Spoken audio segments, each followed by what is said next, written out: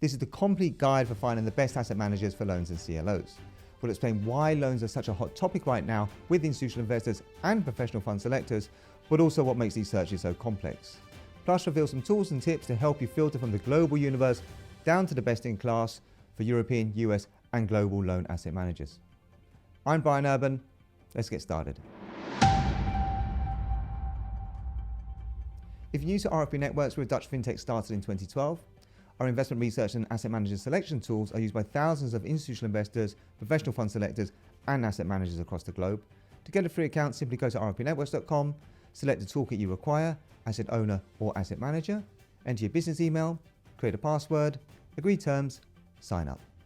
In this loans and CLO search case study, we'll be covering 5 topics. We'll explain what loans are, compare loans to high yield bonds, discuss why professional investors are adding loans to their fixed income portfolio today, review the asset manager universe, and reveal how to find the best asset managers in loans and CLOs globally. Loans are often referred to by multiple interchangeable names, and each name gives you a clue as to what they actually are. For example, bank loans, leverage loans, senior loans, secured loans, floating rate loans. Let's dig deeper by taking each one of these names in turn. Loans historically represented credit issued to a corporation by a commercial bank, and these loans weren't small, ranging anywhere from $50 million to $10 billion.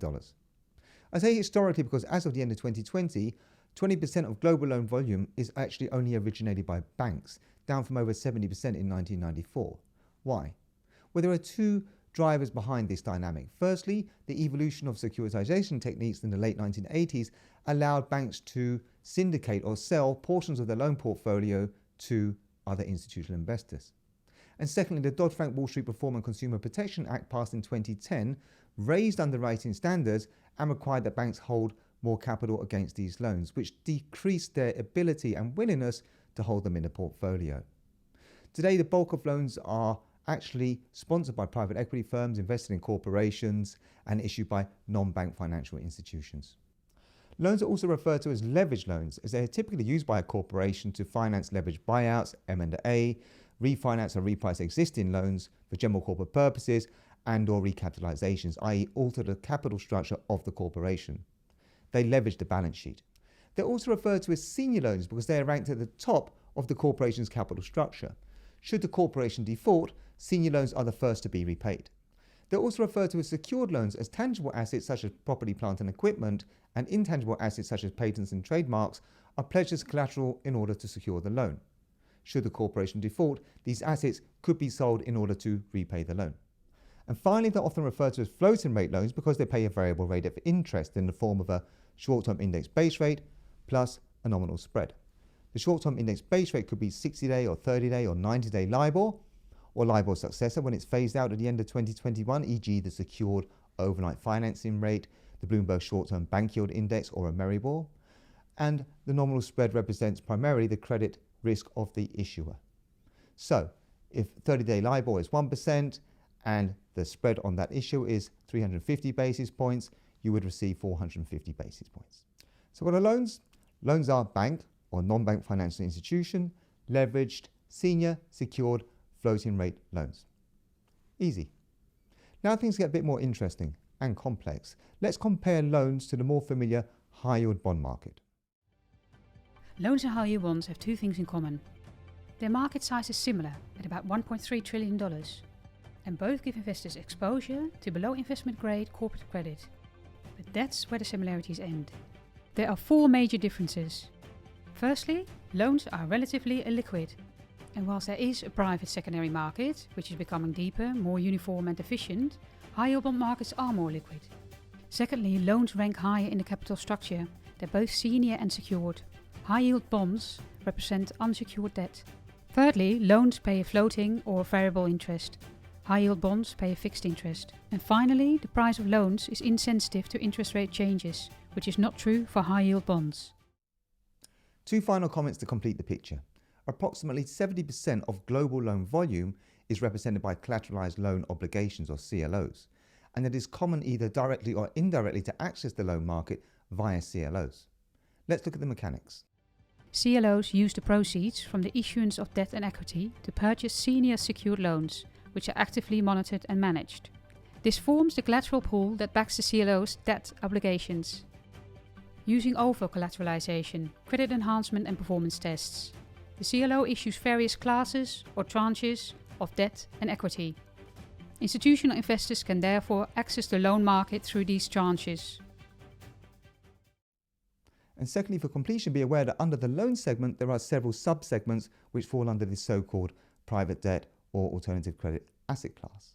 And whilst the features are similar to the broad syndicated loan market we just discussed, there are some important differences in terms of expected risks, returns, and diversification, i.e. correlations with other asset classes.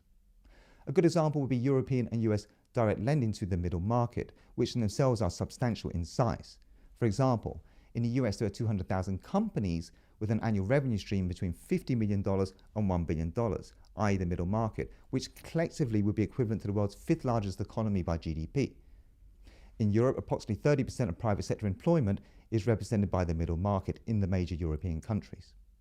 However, these loans are even more illiquid, so are typically used in a buy and hold strategy, and they may not be senior secured. They may be second lien, mezzanine, or hybrid junior and senior debt.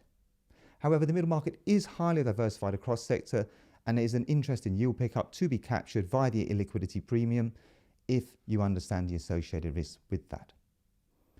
One thing that is common across all these loan portfolios is the fact that professional investors today are very interested. Let's dig deeper into understanding why. There are three main reasons why institutional investors and professional fund selectors are looking at loans today. Firstly, inflation expectations have increased in both Europe and the US. And whilst there is the debate about the transient or structural nature of the most recent inflation metrics, inflation is never a risk that can be ignored by investors in fixed income instruments. Related to this is the second point, the future direction of interest rates. And whilst we may be in a period of lower for longer, there is a strong argument to support the case that from here, monetary policy will tighten and interest rates will rise. This will in turn negatively impact traditional investments in investment-grade credit and high-yield bonds, albeit to different degrees, given that duration is embedded into those portfolios. And finally, we remain in a situation whereby yields are historically low, which makes it challenging for institutional investors and professional investors to meet either their liabilities or performance objectives. In short, they need more yield. So how can loans help? Loans have very specific features that are of interest to investors today, which are not common to bonds, and which can help them protect fixed income portfolios when interest rates are rising and inflation is increasing, and at the same time potentially capture more yield. Here's how. Loans pay a variable rate of interest, so as interest rates rise, the loan's underlying short-term index base rate floor also increases, resulting in higher interest rate payments. However, as this floor is only typically 30 to 90 days, the price of the loan is relatively unaffected in a rising rate environment. But as this short-term index base rate floor rises, it also acts as a partial inflation hedge. And finally, as loans are relatively illiquid, investors expect to be paid an illiquidity risk premium in order to hold them. And as such, the yield on loans relative to equivalently rated bonds can be higher, even though the loans are both senior and secured. However, finding the best CLO and loan asset managers is complex. Let's review the universe. Institutional investors and professional fund selectors have used our asset owner tools to fund billions of dollars in both CLO and loan managers. And during their process, they noticed three things about the universe. The number of loan managers in the US is twice as large as the number of managers of European loans. And the number of global loan managers is even smaller again. And if you're looking to invest in a fund in Europe, the options are actually quite limited. That said, there are firms that are prepared to launch a fund on the back of the institutional track record at reduced fees for seed investors, which could be a win-win for them and for you. And secondly, the global universe for loan managers can generally be categorized into three groups. You have the global asset management firms, the comfort names, with very large fixed income houses investing in government bonds, credit, investment grade, sub-investment grade, private and public markets, and loans would be one leg of a substantial fixed income business for them. You then have the very large alternative asset management firms that invest in private equity, real assets, and for them, credit is a very nice extension, complementary to what they're already doing elsewhere in their business. And finally, you would have the blue chip boutiques, as we call them, who only specialize in credit. Now, these three types of firms are very different culturally, can have potentially different alignment of interest with their clients.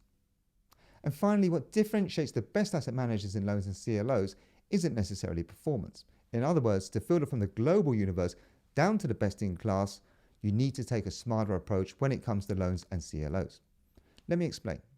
What differentiates the best-in-class managers is their investment philosophy, process, and people, and importantly, the tools and infrastructure they use to originate, evaluate, and monitor the huge amounts of data required to create and actively manage the portfolio and risks behind the track record, which is exactly where RFP Networks takes you. How? Well, here are two examples. The Research Toolkit gives you access to a vast library of CLO and loans research to build your knowledge and help you identify the asset managers worth talking to, plus feeds that let you follow markets faster and uncover new managers that you perhaps know less well. The Selection Toolkit identifies the global relevant opportunity set of asset managers given your search specification, then pushes huge amounts of quantitative and qualitative data through your process so your team can evaluate far more managers deeper and faster and find the best loans and CLO asset managers for your portfolio. These tools are free. Simply sign up or sign in or get in touch if you need help or tips. I'm Brian Urban. Look out for the next episode of RFP TV, and thanks for watching.